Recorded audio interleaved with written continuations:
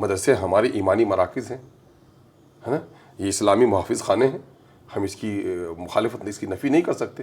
میں نے ایک بڑے عالم دین حضرت مولانا ابو الحسن ندوی رحمۃ اللہ علیہ کی ایک تقریر سنی کہ ہر آدمی کا ایک سلسلہ نسب ہوتا ہے اور اس کے نسب نامے تک پہنچا جا سکتا ہے۔ ہم ہیں، ہم سے پہلے میرے ابا تھے، ان سے پہلے ان کے ابا، یہ سلسلہ نسب کی تلاش جائے تو آخر میں ہماری ملاقات حضرت سیدنا آدم علیہ السلام سے ہوگی۔ تو مدرسے کا بھی ایک نسب نامہ ہے، مدرسے کا ایک نسب نامہ ہے۔ ہمارے یہ مدارس، گاؤں کے مدارس، ہمارے ملک کے مدارس، چاہے وہ دیوبند ہوں، بریلی شریف ہوں، چاہے اہل حدیث کے مدارس ہوں، پھر ان کا سلسلہ جا کر صفا کے چبودرے سے ملتا ہے۔ صفا کے چبودرے سے جو مدرسہ نسبت رکھے وہ مدرسہ یقیناً ہے کہ لائق تحسین ہے، اس کی پذیرائی کرنی چاہیے۔ آپ آئیے ہندوستان میں، ذرا یہ موضوع ایسا دلچسپ موضوع ہے اور جو میرا محبوب موضوع بھی ہے۔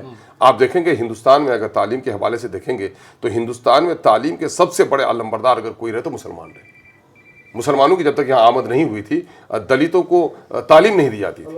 جب مسلم صوفیہ اور مسلم صحابہ کے ذریعے سے ہندوستان میں پیغام آیا تو دلت جو سنے ہوئے رہتے تھے گندگی سے، جو کہیں جا نہیں سکتے تھے، ان کے کمر میں گلے میں گھنٹی لگی رہتی تھی، کمر میں جھاڑو اور بالٹی ہنڈی بندی ہوتی تھی کہ وہ جائے تو گھنٹی بجے، چاہے آگے کے تو نظر پھیر لیں، بڑے کے دروازے پر جائیں تو پاؤں کے نشان نہ ہو، اس پر جھاڑو لگا دیں، تھوکے نہیں وہ اپنے ہانڈی میں تھوکیں۔ لیکن جب مسلمان یہاں پر آئے تو انہوں نے دلتوں کے ان بچوں کو گلے لگایا۔ حضرت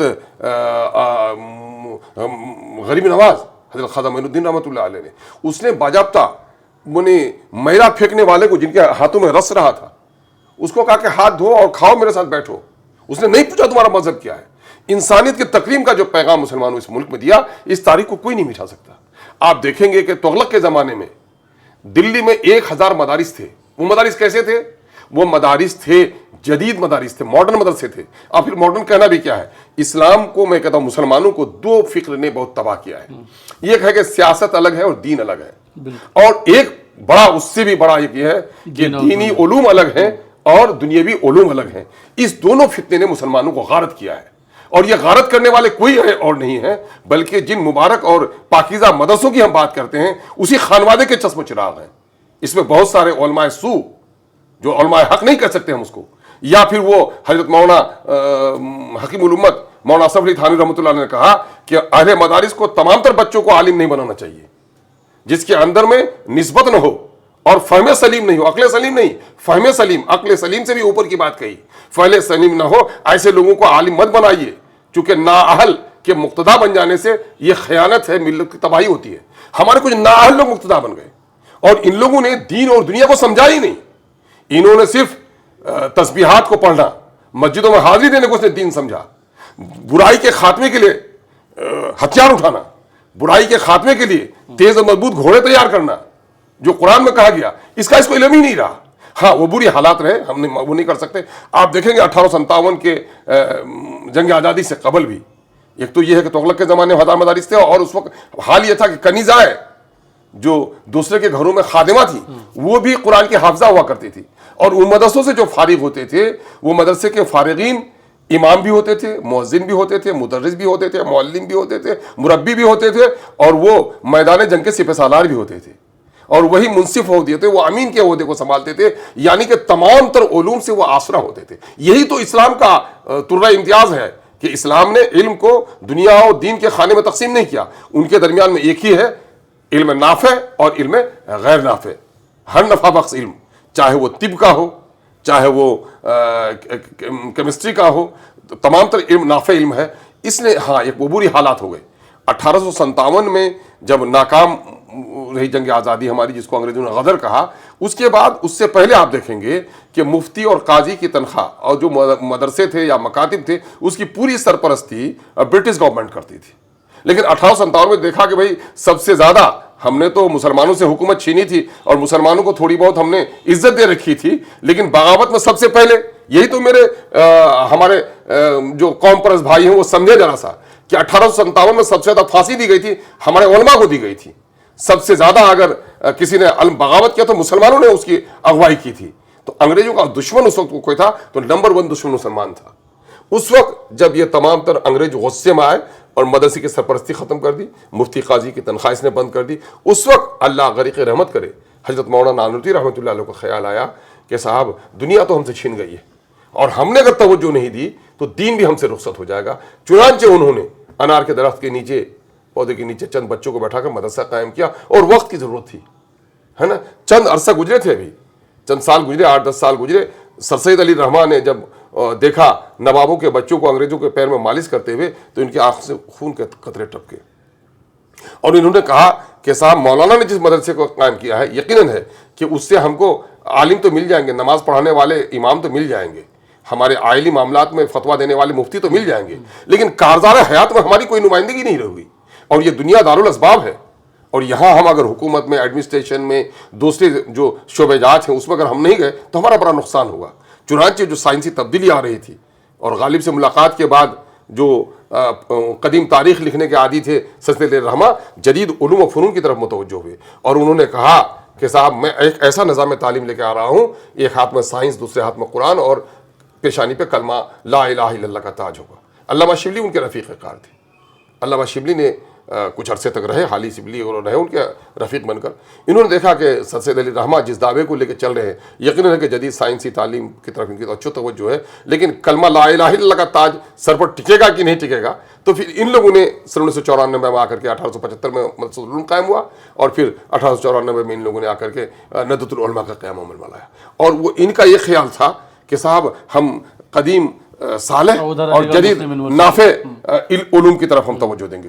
ایک بڑا اچھا کام تھا, انہوں نے کوشش بھی کی تھی. حالانکہ ندوے کے قیام کی تاریخ آپ پڑھیں گے تو وہاں سنسکرت کی تعلیم کی بات کہی تھی, لیکن آج آپ دیکھ لیجئے کہ مدرسے کے فارغین ہمارے ہیں, ہم قدر و منزلت کی نظر سے ان کو دیکھتے ہیں. یقیناً ہے کہ آج دین کی بہت بڑی ذمہ داری ادا کر رہے ہیں وہ, لیکن آپ دیکھیں گے کہ مدرسے کے تعلیم کا حال کیا ہے اس وقت. اب میں ابھی حیدرآباد میں ایک بڑے مدرسے میں گیا, وہاں کے ناظم اعلیٰ اور محتمیم سے ہماری ملاقات ہوئی. صاحب قلم ہے, تصنیفات اور تالیفات کا کام ان کا سلسلہ ہے. میں نے پوچھا کہ حضرت آپ کے ہاں بچے کو ابتدائی سے لے کر کے فضیلت تک کتنے سال لگتے ہیں؟ تو اس نے کہا کہ 11-12 سال. تو میں اشش کرنے لگا کہ اس کے معنی یہ ہے کہ مدرسے کی تعلیم کے اندر میں نقص کی ایک بڑی وجہ ہے کہ ان کی جو مدت تعلیم ہے یہ بہت کم ہے. آپ دیکھیں گے کہ کالج کی وادیوں میں آئیے, ویسے بھی آدمی فزیکلی 18 سال میں بالغ ہوتا ہے نا. بی اے کی ڈگری جو ہوتی ہے علمی بلوغیت کی ڈگری ہوتی ہے. اب 12 سال میں پڑھتے ہیں. ایک بچہ اگر 5 سال کی عمر تک آئے, 17 سال تک ان کی جو فزیکلی میچورٹی نہیں ہوتی ہے تو ذہنی طور پر کتنی میچورٹی ہوگی. آپ اس کو فضیلت کا دستاویز اس کو ہاتھ میں پکڑا دیتے ہیں. یقیناً ہے کہ علامہ شافعی رحمۃ اللہ علیہ 10 سال کی عمر میں تعلیم دے رہے تھے. وہ جو لوگ نابغہ ہوتے ہیں ان کو ایکسیپشن کو آپ چھوڑیے, ہے نا. مولانا آزاد کو, مولانا مودودی علیہ رحمہ کو 10 سال 12 سال, مولانا مدنی کو, یہ لوگ ہیں کم عمری میں ان لوگوں نے بڑے کمالات حاصل کیے. لیکن عام طور پر جو معاملہ ہوتا ہے کہ میچورٹی ہونی چاہیے. میں نے پوچھا حضرت سے کہ حضرت ہم لوگ کالج میں پڑھتے ہیں, پڑھ کے آئے, ہم آرٹس کے اسٹوڈنٹ ہیں, لیکن ہم مبادیات جانتے ہیں کہ کیمسٹری کیا ہے, فزکس کیا ہے, بایولوجی کیا ہے, ہم اس کے عالم نہیں ہیں. یا پھر جو آدمی کیمسٹری فزکس بایولوجی پڑھتا ہے وہ یہ نہیں جانتا ہے لا کے قوانین, اور نہیں جانتا آرٹیکلس نہیں جانتا, لیکن جانتا ہے کہ وکالت کیا ہے, اکنومکس کیا ہے نا, سماجی علوم کس کو کہتے ہیں, ہے نا. تو لیکن مدرسے کے جو فارغ بچے ہوتے ہیں وہ مدرسے کے فقہ کو, قرآن کی بہت حد تک بہت کم لوگ بھی تفسیر وغیرہ کو جانتے ہیں, لیکن وہ دیگر جو ہمارے ہیں, چاہے انڈین ایڈمنسٹریشن ہو, ہندوستان کی تاریخ ہو, ان کا جغرافیہ ہو, یا دوسرے علوم ہو, اس سے بالکل نابلد رہتے ہیں. اس نابلدی نے ابھی ایک چیز بہت جو ہمارے بزرگ حضرات ہیں مدرسے خاص کر, وہ کہتے ہیں کہ بس سچر کمیٹی کی رپورٹ نے کہا کہ صرف 4% بچے مدرسے میں پڑھتے ہیں, باقی تو آپ دوسرے کو میں 4% بچے آپ کے ادھر پڑھتے ہیں تو 8% بچے ادھر پڑھتے ہوں گے. ارے 88% بچے تو مسلمانوں کے ویسے بھی اسکولوں مدرسے سے قائم ہیں, لیکن اس 4% کی حیثیت کیا ہے؟ میں کہہ رہا جوتا بہت قیمتی ہو, ٹوپی پھٹی ہوئی ہو تو آدمی ٹوپی کو دیکھے گا, جوتا دیکھنے نہیں جائے گا. تو جو لوگ مدرسے میں پڑھتے ہیں وہ ہمارے دل ہیں, دماغ ہیں, آنکھیں ہیں, وہ سر کے تاج ہیں ہمارے. یہ 4% جدھر جائیں گے, ڈرائیور گاڑی پر بیٹھ جاتا ہے, مسافر رخ بدل بھی لے تو گاڑی کا رخ نہیں بدلتا, اور ڈرائیور جدھر جاتا ہے ادھر چلی آتی ہے. تو یہ علماء مدرسے کے فارغین یہ تو ہماری امامت کرتے ہیں, اس لیے امامت صالحہ ہماری ضرور ہے. اس لیے ان کی تعلیم دنیاوی اور دینی جو بدلتے ہیں, میں تو کہتا ہوں کہ نافع علم نافع, ان کی تعلیم واضح ہونی چاہیے. ایک بات میں آپ کو کہہ دوں, جب حکومتیں تبدیل ہوتی ہیں, اکثر میں ایک جملہ بولتا ہوں, میں تصدیق کے لیے اس کو صحیح درست بھی سمجھتا ہوں, حکومتیں جب تبدیل ہوتی ہیں اکثر حکومتوں نے اپنے نظام کو تبدیل کیا ہے. ایک زمانہ تھا, مغل کا زمانہ تھا, جب انگریزوں کا دسترس ہو گیا 1857 کے بعد, تو انہوں نے مغلیہ زمانے کے سکے کو ختم کر دیے اور اپنے سکے جاری کر دیے, ہے نا. ملکہ وکٹوریہ کا فوٹو اس میں لگا ہوا رہتا تھا. ملک میں بڑی جد و جہد کی اور آزادی آئی, تو پھر سن 1947 میں ملک نے اپنا سکہ جاری کیا, آپ دیکھیں گے حیدرآباد میں نظام کے سکے چلتے تھے، جب اس کا ضم ہو گیا ہندوستان میں تو نظام کے سکے غائب ہو گئے. آپ دیکھیں کہ مودی جی آئے تو مودی جی نے بھی اعلان کر دیا، ان کو بھی شوق ہوا حکمرانی کا، تو اس نے کہا کہ فلانی تاریخ سے 1000 اور 500 کے نوٹ بند ہو جائیں گے. تو بہت سارے لوگ کہتے تھے کہ صاحب نیا جو نوٹ آ رہا ہے وہ اتنا دبیز نہیں ہے، اتنا چمکیلا نہیں ہے، پرانا نوٹ تمہارا بڑا اچھا ہے، ان سے سمیٹ کے رکھ دیا. تو میں کہہ رہا ہوں نظام تبدیل ہوتا ہے تو سکے تبدیل کر لو. اگر سکے تبدیل نہ کرو گے تو یہ سکے تمہارے عجائب گھر کی زینت تو بن سکتے ہیں، بازار کی قیمت نہیں بن سکتے. یہی کام ہوا مسلمانوں نے کہ یہ غلامی کے دور میں، یہ عبوری دور تھا 1857 سے لے کر 1947 تک عبوری دور تھا، کیونکہ استحکام نہیں تھا، ہم کیا کریں نہیں کریں. ایسے وقت میں ہمارے علماء نے جو کام کیا ہے یقیناً ہے کہ ان کے احسانات کو کبھی فراموش نہیں کر سکتے. اس عبوری حالات میں ان لوگوں نے دین اور ایمان اور شریعت کے تحفظ کا جو کام کیا، اللہ غریق رحمت کرے ان تمام تر پاکیزہ ارواح کو. لیکن اس کے بعد یہ جو ملک کے بدلتے ہوئے حالات رہے، آپ چلیں 1800 اسی زمانے میں جب سر سید علی رحمہ ہے ان کے قریب کے زمانے میں دیکھ لیں، راجا رام موہن رائے وغیرہ ان لوگوں نے کام شروع کیا ادھر، ہے نا، کیشو چند سین وغیرہ نے. تو آپ دیکھیں گے کہ سن 1931 کی مردم شماری کی تاریخ ایک محتاط اندازے سے میں کہتا ہوں، میں نے لکھا نہیں پڑھا، کہیں سنا ایک بڑے بزرگ کے حوالے سے، کہ اس وقت جو سرح تعلیم تھی سن 1931 میں برہمنوں سے زیادہ سرح تعلیم مسلمانوں کی تھی.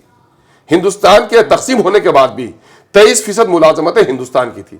پرانی تاریخ آپ پڑھ لیں، جتنے بڑے بڑے مشہور جو وکلا ہوا کرتے تھے وہ بیشتر مسلمان ہوا کرتے تھے. مسلمانوں کی تعلیم سرح اچھی تھی. لیکن ہوا یہ کہ مسلمانوں نے آزاد ہندوستان میں اب نظام ہمارے ہاتھ میں آ رہا تھا. اب اس ملک کے نظام میں ہم کو حصہ دار بننا تھا. ہم کو اپنی مسجدوں کو بھی آباد رکھنے تھے، مدرسوں کو بھی آباد رکھنے تھے، اور اس کے بعد اس ملک کے نظام میں بھی یہاں کے جو ایڈمنسٹریشن ہے اس میں بھی بھاگیدار بننا تھا. لیکن ہمارے لوگوں نے اس پر توجہ نہیں دی. پیٹرولیم کالج کھول دیا انگریزوں نے اور میر امل کے قصے سنانے لگے، مسلمان اسی میں خوش ہو گیا. اور نتیجہ یہ ہوا کہ کیشو چند سین اور راجا رام موہن رائے نے غیر مسلم بچوں کے لیے، وہ راجا رام موہن رائے جو مدرسے کے فارغ تھے، انہوں نے بدلتے ہوئے حالات کو سمجھا اور انہوں نے انگریزی علوم کی طرف توجہ دی، جس کے نتیجے میں وہ آگے بڑھ گئے. اور ہم نے زمانے کا ساتھ نہیں دیا تو زمانہ نے ہم سے ہم کو چھوڑ دیا. اور آج بھی ابھی بھی مدرسے اہل مدارس نے ہوش کے ناخن نہیں لیے. بہار کے مدرسے کے تعلق سے ہم لوگ بہت لڑتے ہیں، ان کے اساتذہ کی تنخواہ کے لیے بہت لڑتے ہیں. خدا حق بات کہوں ورنہ سلب ہو جائے گا حق بات کہنے کی طاقت. آج بہار میں تقریباً 650-700 کروڑ بلکہ ابھی 800 کروڑ کا بجٹ ہو گیا ہے بہار کے مدرسہ کے ٹیچروں کی. ایک جو وسطانیہ درجے کا مدرسہ ہے اس مدرسے میں سرکار سالانہ گرانٹ دے رہی ہے لگ بھگ 25 لاکھ روپے کی. اور آپ جا کے دیکھ لیجئے اللہ ماشاء اللہ 2-4% مدرسے بچے ہوئے ہوں گے، وہ نہیں تو 25 لاکھ میں 25 بچے بھی نہیں پڑھ رہے. ہم جب مدرسے کے اساتذہ کی تنخواہ، ان پر ہو رہے ظلم، ان کی بروقت تنخواہ، ان کے بقایا تنخواہ کی ادائیگی کی بات کرتے ہیں تو یہ لوگ ہمیں سمجھتے ہیں کہ نہیں اخت الایمان صحیح بول رہا ہے. لیکن جب ان کے فرائض ان کو یاد دلاتے ہیں کہ مدرسے میں بچے کیوں نہیں ہیں تو یہ ہم سے ناراض ہو جاتے ہیں. سیکریٹری اور صدر میں بیشتر ناہنجار لوگوں نے اپنے بیٹے اور بیٹیوں کو بحالی کرا لیا. آپ بہار میں دعوے کے ساتھ کہہ سکتا ہوں، بہار کے پٹنہ شہر میں جتنی بدعنوانی ہو رہی ہے، چاہے سیکریٹریٹ میں ہو چاہے دوسرے دفاتر میں ہو، لیکن میں کہتا ہوں کہ بہار کے مدرسہ ایجوکیشن بورڈ میں جتنی شرارت ہوتی ہے، جتنی رشوت خوری ہوتی ہے، میں کہتا ہوں کہ ابلیس لعین کو جب راندہ درگاہ کیا گیا، ابلیس لعین کا ناپاک قدم کہیں پڑا ہوگا تو مدرسہ ایجوکیشن بورڈ پر پڑا ہوگا. داڑھی رکھے ہوئے ہیں، ٹوپی پہنے ہوئے ہیں، ان پر ہونا چاہیے ایڈی کا چھاپا پڑنا چاہیے ان کے لوگوں پر.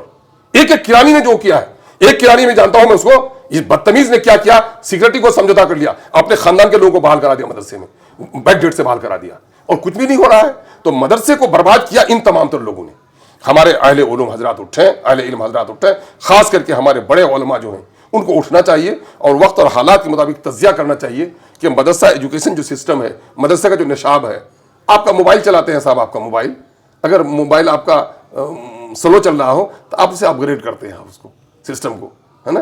اور مدرسے کا نظام ہے اب برسوں پرانا ہے، ابھی تو مدرسے کو تباہ کر دیا. ابھی نظام میں تبدیلی آئی ہے اور عامر سبحانی صاحب کی نگرانی میں ہو رہا تھا. اب مدرسے میں یہ کر دیا، مدرسے میں لازم ہے کہ اردو رہے. اب مدرسے کے نئے ٹیچروں کی جو بحالی ہوگی اردو کی لازمیت ختم ہو جائے گی. تو اب نہ جانے کیسا ہی کیوں. پہلے ہوتا تھا کہ نصاب وغیرہ تبدیلی ہوئی تھی غلام سرور صاحب کے زمانے میں، تو باضابطہ سیمینار ہوئے، ہے نا. نصاب ایک بڑا کام ہے، گویا عمارت رکھ رہے ہیں آپ. خست اول چون نہاد معمار کا تاثر یا امیر اول دیوار کا.